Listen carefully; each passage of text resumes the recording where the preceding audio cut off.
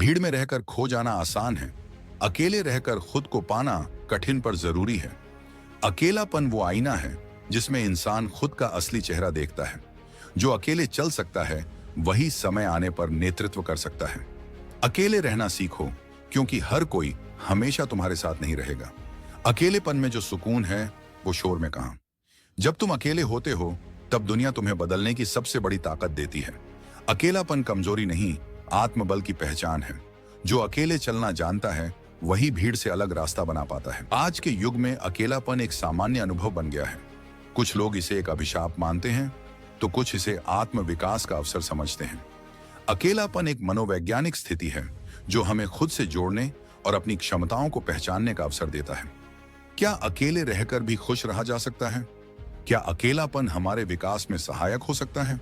इस लेख में हम इन्हीं सवालों का जवाब खोजेंगे और समझेंगे कि कैसे अकेले रहकर भी जीवन को सार्थक बनाया जा सकता है।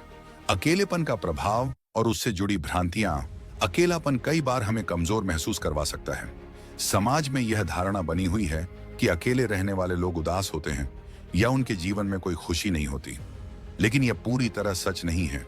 अकेलापन हमें आत्मनिर्भर बनाता है, हमारे भीतर छुपी शक्तियों को पहचानने का मौका देता है और हमें अपने लक्ष्यों पर ध्यान केंद्रित करने में मदद करता है।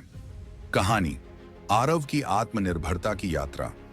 आरव एक मध्यम वर्गीय परिवार से था।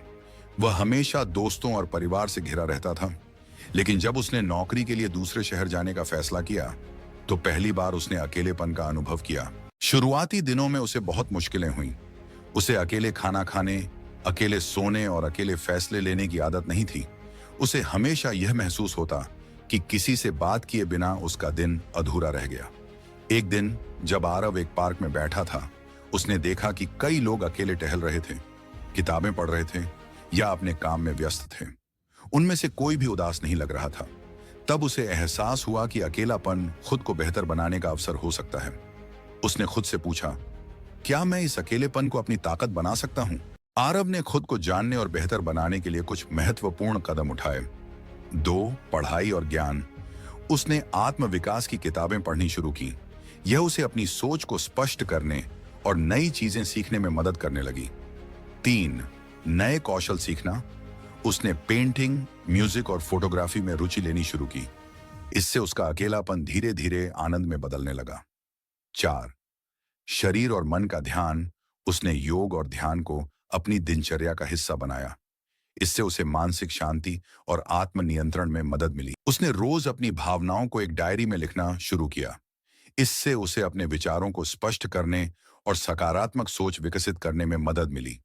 उसने अपने करियर और जीवन में कुछ बड़े लक्ष्य तय किए और उन पर काम करना शुरू किया। अब आरव अकेलेपन से डरता नहीं था, बल्कि उसने इसे अपनी सबसे बड़ी ताकत बना लिया था। उसने अपने शौक को करियर में बदला और एक लेखक बन गया। उसकी किताबें लाखों लोगों को प्रेरित करने लगी। वह अब भी अकेला था, लेकिन खुश और आत्मनिर्भर था। स्वीकार करें कि अकेलापन स्वाभाविक है। यह जीवन का एक हिस्सा है और हमें इसे अपनाना सीखना चाहिए। अपने आप से दोस्ती करें। जब आप खुद के साथ खुश रहना सीख लेते हैं तो आपको बाहरी चीजों पर निर्भर रहने की जरूरत नहीं पड़ती। नए शौक और रुचियां खोजें। संगीत, पेंटिंग, लेखन, कुकिंग जैसे शौक आपको व्यस्त और खुश रख सकते हैं।